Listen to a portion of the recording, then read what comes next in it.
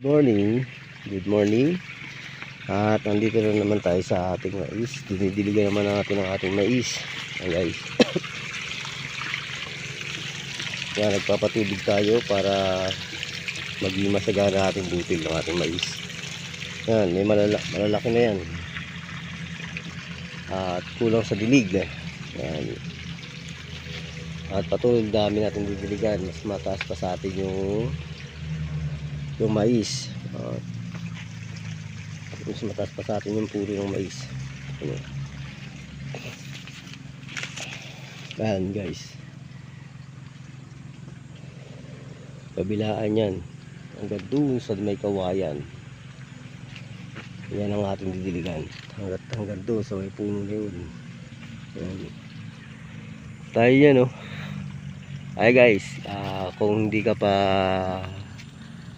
nakasubscribe sa akin, pahingi naman ako ng like and share para tayo updated sa aking channel.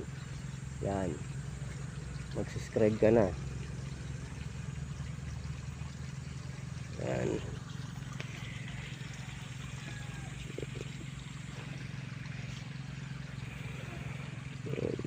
Hanggang doon sa may kawayan ng ating makina ng diesel.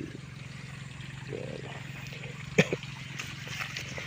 Kapag natapos na puno naman to, pwede natin ililipat yan. Yung siyempre puno na eh, kailangan natin ilipat. Pag hindi pa, huwag mo natin ilipat kasi hindi pa puno eh.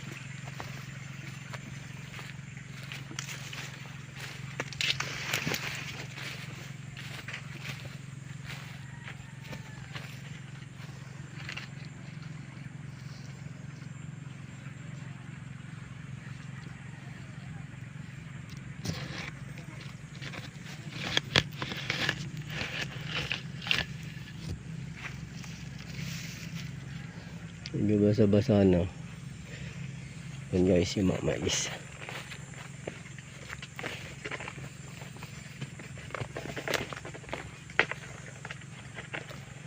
Ayan guys, mga sinasabi ko sa inyo guys. Yun, thank you Lord. Nandito na yung tubig. Ang sinasabi ko sa inyo Lord ay, ang sinasabi ko sa inyo guys, pinakain siya ng daga. Yan yung natumba. Hindi naman maiwasan yan. Kaya natumba yan, pinakain siya ng daga. Yan yung naan ng hangin. Yan. Yan yung naan ng hangin. Natumba. Siyempre malakas yung hangin.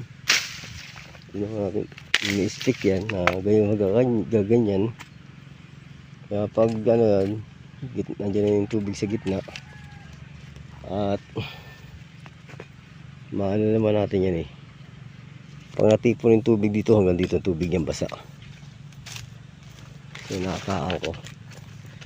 Yan guys. Ito nyo naman guys ang ating ano.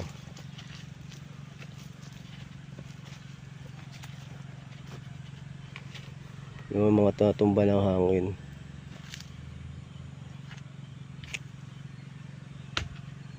Ito, yun ang buhay.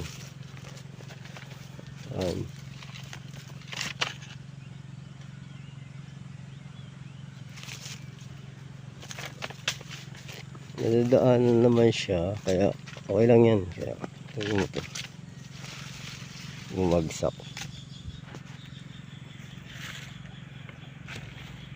Tinatumba ng no?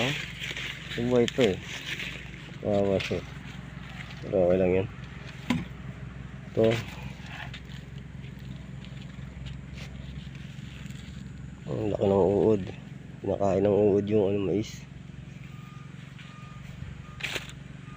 Sayang mga bunga. Yan guys.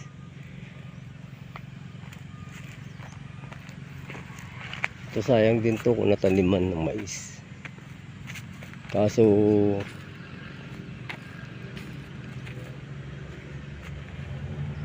diba? Mainit dito kasi nung tataniman namin yan, kaso di siya uminit. Pag hindi uminit dito sa may parting dito sa pertot na tatabunan, bali hindi maano yung mais, hindi lalaki.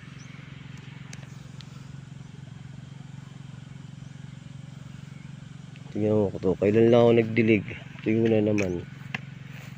Hindi mo siya pwedeng pabayaan.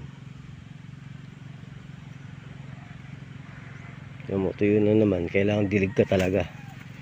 Obligado ka magdidilig na hindi mo siya pababayaan.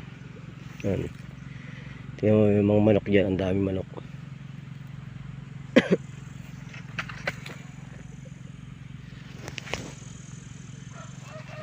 Ang daming manok dyan sa loob. Ano, mga mais to, yun naman, kawawa talaga ang mais ko. Yun na naman ang lupa, kailangan natin pagdadiligan ulit to. Pamamadiligan yan, lalaki ang bunga niyan. Sa ngayon tuyo na naman, kaya hindi natin madiligan. At nagdidilig na naman tayo dyan kasi hindi pa ito, malapit na to. Mga dalawang dilig na lang kasi painog na harvest time na naman yan.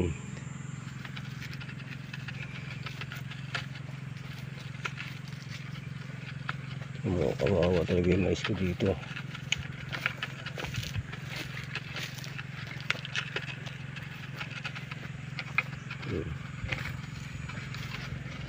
Hindi pantay-pantay ang bunga niyan guys, kasi bali kulang siya sa sa abono. Basta pag ganyan kulang sa abono yan.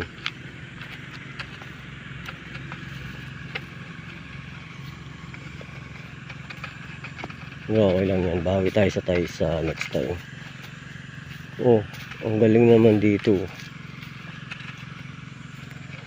tinatanggal talaga nila para yung mga hindi tumubo, pero may tumubo, hindi lumaki, tinatanggal talaga nila. Kasi syempre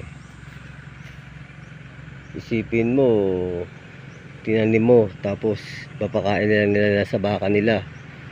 Obligasyon ba namin yun, napakainin ang baka nila? Guys, hinayaan lang namin kasi hinayaan lang natin yan na wag lang nilang ubusin. Pag inuubos nila yan, sinalbo na ngayon sa gitna.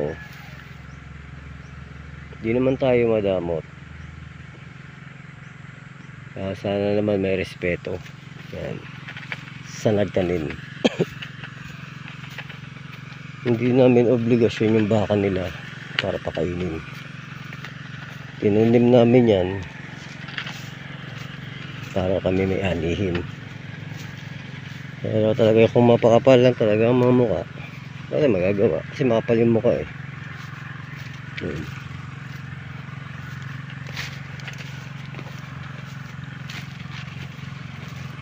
yung kawawa naman ito.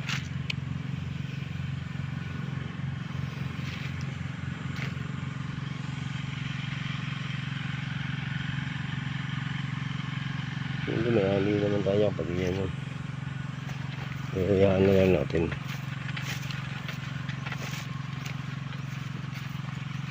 Lapit na to. So guys, puputulin ko na muna kasi tapos pupunta muna ako sa bahay. Punta muna ako sa bahay, makakain, mag-almusal. Alam mo naman, wala tayong almusal. Pupunta tayo dito para magdilig ng ating mais. Okay, salamat guys. Together.